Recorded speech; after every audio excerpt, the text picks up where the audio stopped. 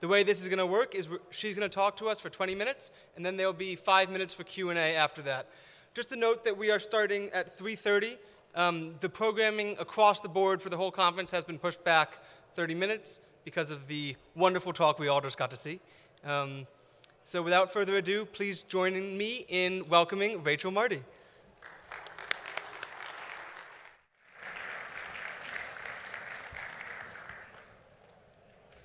Good afternoon, everyone. Thank you for hustling over from President Obama's talk. I'm Rachel Marty. I'm currently completing my PhD in bioinformatics at the University of California, San Diego. I've also been working as a data scientist for NOAA basketball for the past couple years. Because it's relevant to this topic, you may also be interested to know that I'm not just a data person. I may have been too small to play in the NBA or even the WNBA, but I did win a basketball state championship in high school and was the captain of my college team at UCSD. To me, this is more than a research paper.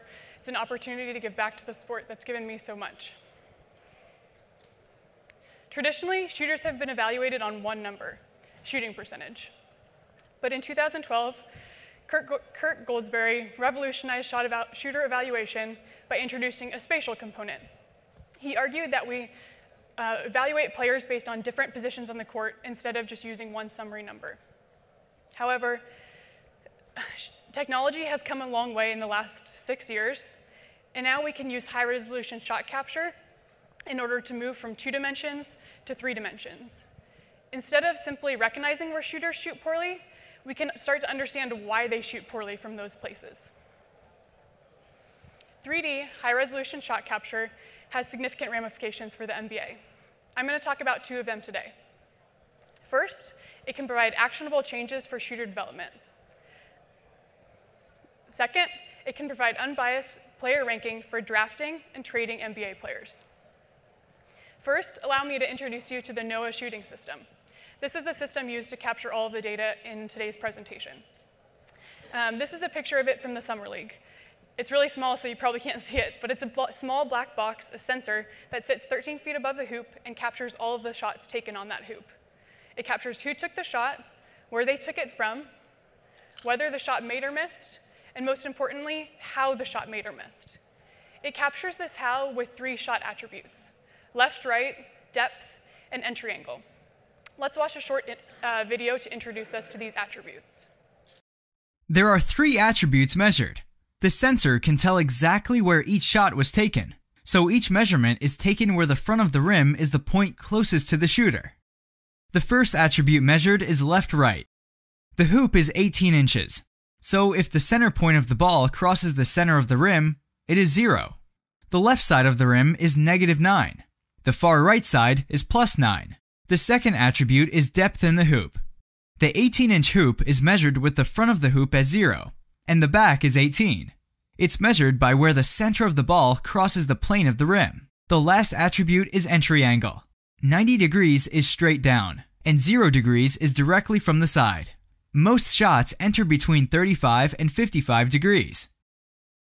All right, so I used over 22 million shots captured in high resolution from NBA players, college players, high school players, in order to evaluate systematic biases from different positions on the court. Let's start with left-right. Here's a map of the court. It's broken up into 6 by 6 inch squares, and each square is colored by the average left-right value taken from that position on the court. White squares have no left-right bias. Red squares have a bias for players to shoot in the left side of the hoop from that position, and blue squares have a bias for players to shoot in the right side of the hoop. In order to make sure we understand this map properly, we need to move from thinking in 2 dimensions to 3 dimensions. So let's look at a 3D shot chart. This is an actual shooter shooting an actual shot from our 22 million shot database. Because it's in 3 dimensions, we can zoom behind the shooter and see the perspective of the shooter. As you can see, the shot scored, but it went through a little bit on the right side of the hoop. We can see this even more clearly with the rim map. The green dot is exactly where the ball went through the plane of the hoop. You might notice there's no backboard on this map. That's actually on purpose. We want to make sure we can precisely tell what the depth of the ball was and the left-right of the ball from any position on the court at one time. So the rim map is always oriented toward the direction of the shooter. All right, let's get back to the left-right biases. First, let's start by looking at a position that has no left-right bias and see how this looks in 3D. Remember, these are actual shots taken by actual players in our database. As you can see, the shots are evenly distributed on the left and right side of the rim map. This chart can help us better understand how these left-right values interact with shooting percentage.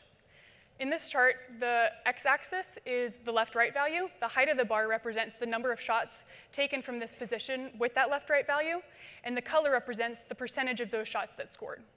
As you could maybe see before, the shots were centered around 0, and the shots that went straight were more likely to score. Okay, so the first thing you may have noticed about this graph is the big red and blue blobs emanating at 45-degree angles from the hoop. These are bank shot zones, so where players are typically aim for a bank shot instead of a swish. So because we would expect there to be left-right biases in these zones, let's disregard them and look at the rest of the court. The next thing that might jump out at you is that the entire left side is shaded blue and the entire right side is shaded red, suggesting that just depending on which side of the court you're on, you're going to have a left-right bias. These biases are most extreme in the corners. So let's look at the right corner in 3D to see how it looks. These are just some shots sampled from our database. And as you can see, the shots are preferentially going in the left side of the hoop. We think this is probably because players are trying to avoid hitting the backboard. This is the same chart as I showed you from the top of the key, but for the right corner. As you can see, although the middle is denoted in black, the average across the population is denoted in gray, 2 inches to the left of the black line. We see a similar trend in the left corner, but not quite as extreme. The gray line is only an inch to the right of the black line. Importantly, when we look at all these graphs together, the left corner, the top of the key, and the right corner, we see that the region that scores, or the green area, is always centered around the middle of the hoop, suggesting if there's a bias, we're going to lose shooting percentage.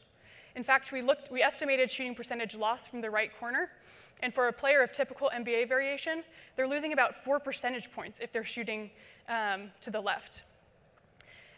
Since the corner 3 is a very coveted shot in the NBA, you don't want to be losing these percentage points. All right, next I'm going to talk about depth biases in the hoop. But before I do that, I want to reintroduce the concept of the guaranteed make zone, or the GMZ. This is the area in the hoop where shots are guaranteed to score. You can see it in green. One thing I discovered in the paper I wrote last year is that the guaranteed make zone is not centered in the middle of the hoop at 9 inches, but actually centered 2 inches deeper at 11 inches. With that insight, I colored the depth floor map the way I did, around 11 inches. So white squares represent positions on the court where players shoot 11 inches deep on the hoop in average. Red squares represent areas where they shoot shorter in the hoop, and blue squares represent places where they shoot deeper in the hoop. As you can see again, there's these blue regions in the bank shot regions. So let's again focus on the areas where players tend to swish the ball, or try to swish the ball, and focus on the other areas. Let's first look at an area of good left-right depth in 3D. Notice that I've added a GMZ circle to the rim map. As you can see, the shots are evenly distributed around the 11-inch mark, or the middle of the GMZ, in this rim map. Now, if we look at a deep red area, we can see that more shots, or red X's, are accumulating in the front of the rim. This is suggesting that players are shooting short. Even the makes seem to be shorter in the rim.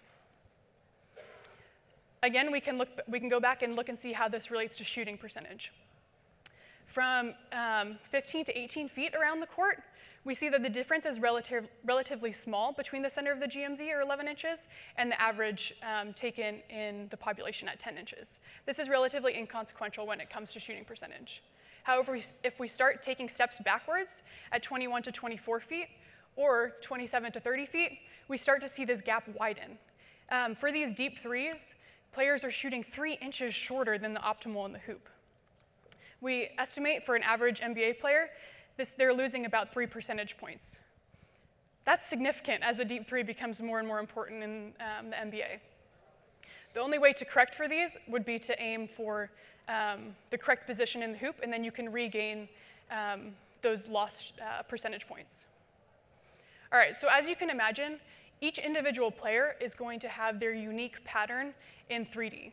I reasoned that we could use these unique patterns in order to better estimate shooter ability. Estimating shooting ability is a difficult thing because shooting percentages vary every day. Let's say we have 3 players, player A, B, and C. We bring them into the gym on Monday and have them each shoot 25 shots. Player A makes the most, player C makes the least. We might assume that player A is the best shooter. But if we bring them in again on Tuesday, player B may make the most, and player A might make the least. So who's the best shooter? I'm going to make this a little bit easier on you, because I'm going to be talking about players A, B, and C for the rest of the presentation. So let's put a face to the name. Let's say player A is Commissioner Silver, and player B, maybe player B can be Daryl. And because he gave such a great talk, let's have player C be President Obama. So the question remains, who is the best shooter? Is it the commissioner, or Daryl, or the president? In the last slide, I just showed 2 25-shot sessions. But if we have them each shoot hundreds of 25-shot sessions, we'll start to see probability density curves emerge. From this chart, it's obvious that President Obama is the best shooter, and that Daryl could use some work. If we increase from 25 shots to 100 shots, or to 500 shots, we see the probability density curves start to spread out, suggesting that we can better estimate who's the best shooter. But it takes over 1,000 shots to really get them to have more confidence in that. So as I suggested, I reasoned that we could take the 3D data and extract features from that in order to better predict the shooting ability. So from a 25-shot session, as a first feature, I took the average of all the left-right values. As a second feature, I took the consistency, or the spread of the left-right values. And then I did the same for depth, and the same for angle. And then at the last 3, I looked at the correlation between each of the 3 attributes.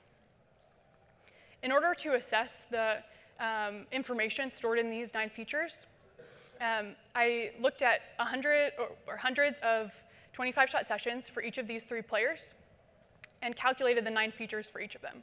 Then I used unsupervised learning in order to cluster those sessions. This is the result. Let me explain this to you really quickly. So each dot in this graph is a 25-shot session colored by the player who took it. The proximity of 2 dots in this graph is representative of the proximity of two dots or 2 sessions across all 9 features. So 2 dots here or the proximity of 2 sessions is representative of how much they look alike in 3 dimensions. As you can see, the sessions are clustering by shooter, suggesting there is a lot of information in this data. Because I saw a lot of information, we moved from an unsupervised approach to a supervised approach. As input, I used these 9 features plus raw shooting percentage, the only value that's been used in the past.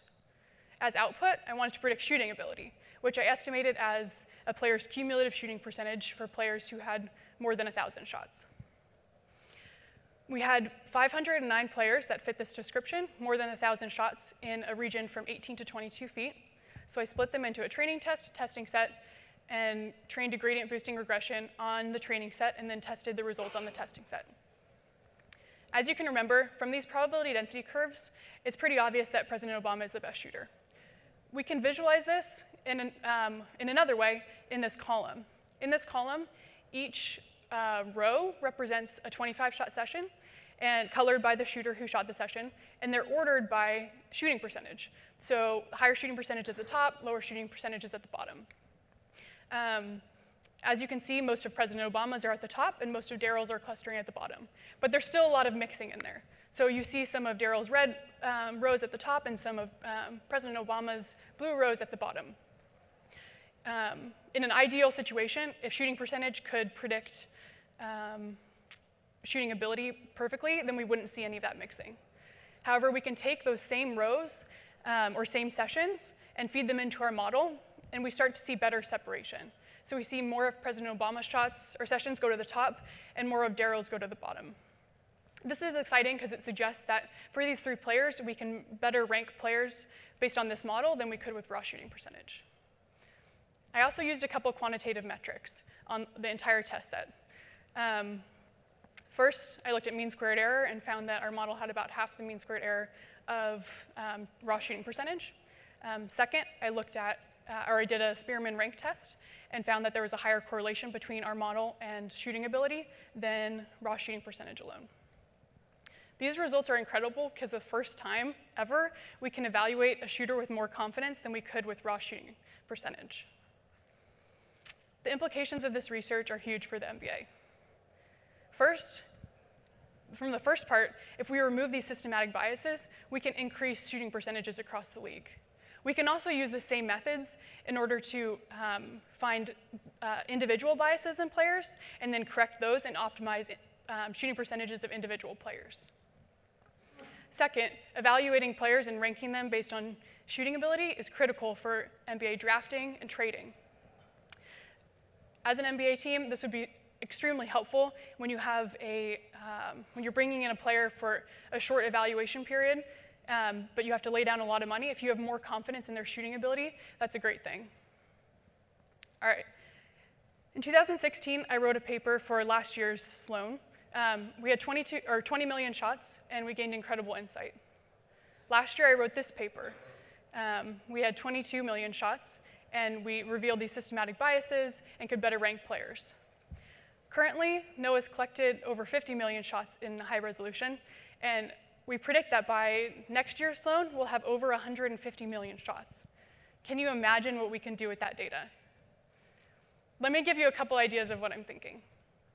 First, we can create models like this for different shot types, off the dribble, catch and shoot, from all different locations on the floor, and then optimize player combinations based on those results. Second, as we collect data for the same players over many years, we can start to track improvement and start to predict how players will improve over time. Imagine as an NBA team, if you're deciding whether or not to sign a player, if you don't only have confidence in their current shooting ability, but also have confidence in what their shooting ability will be in 5 years. That's huge. I think this time component will be the next big step for shooting evaluation. Who knows, maybe in a couple of years we'll have someone standing up here talking about the transition from 3D to 4D. Thank you for listening.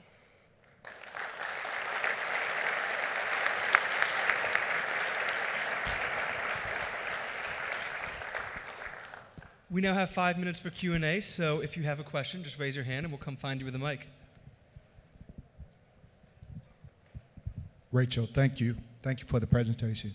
On your ongoing research, are you talking about player combinations of shooting, or are you talking about a network of 5 players on the court and evaluating how those 5 players would result in a different shooting performance? I mean, there's lots of different things we could do if we have that information. I come from a bioinformatics background, and so a lot of what we do is networks, and so evaluating how those nodes on a network or players could interact, that would be a great idea. I think also just having the information of knowing which shooters shoot the best in which locations, yeah, you can use those to, there's a ton of insights that can come from that, for sure. So say you had an NCAA season, so you had 500 shots from a player in game. How many shots in a in-house session would you need with NOAA to have more confidence in their shooting ability than that 500 shot sample from the season, especially given the fact that you probably want to predict in-game shooting percentages where there'd be more context from the game shots? Definitely. Things change when you're in a game, that's very true.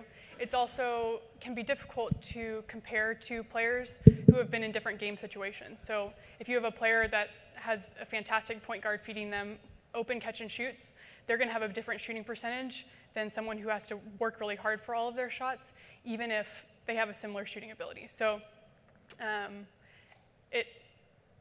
we can evaluate a little bit differently than you could in game, but maybe more accurately given the different situations players are put in games.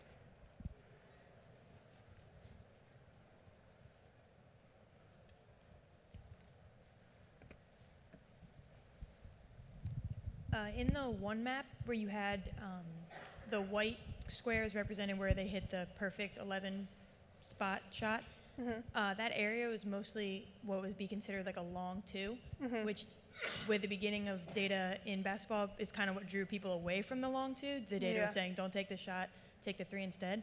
How can you, like, does that, what you found mean that pretty much on average people always make that shot, the long two, or what exactly did I don't that think show? they always make it. I think they just aim for the right depth. So I wouldn't recommend that everyone just start taking long twos. I think we should just train people to shoot for the right depth from the three. Yeah. Okay. Like, I think it's a correctable error. I don't think it's just inherent. Great job, Rachel. Really enjoyed the presentation. I noticed on the slide with the depth bias by shot distance, as you either increased or decreased the from the guaranteed make zone, there seemed to be a non-symmetric distribution as you in the shot probability of it being made. If you were to recalibrate the guaranteed make zone, assuming a larger standard error or standard deviation on the shots in a game setting as opposed to in practice, how would that change the guaranteed make zone, and would the bias be as large as it appears in a practice setting where there's lower variance? Can I make sure I understand that? So you're saying that you think the guaranteed make zone would be bigger in games?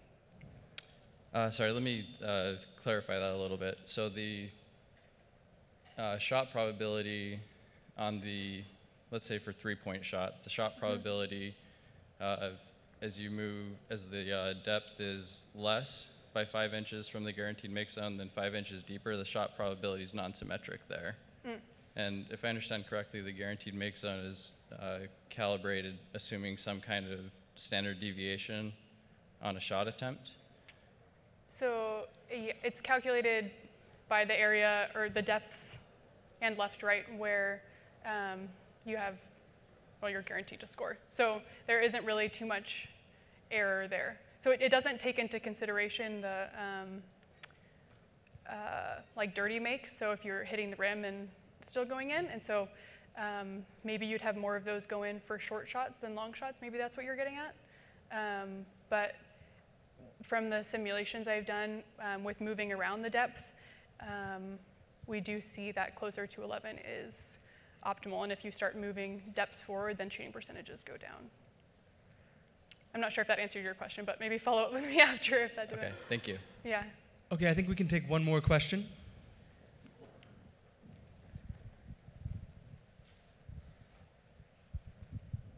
Hi, thank you. Did you notice any biases between left-handed shooters and right-handed shooters? So I actually didn't have data on which shooters were right-handed or left-handed, but I think there is a difference just because most of our players will be right-handed, and we saw a much bigger bias from the right-hand corner than the left-hand corner.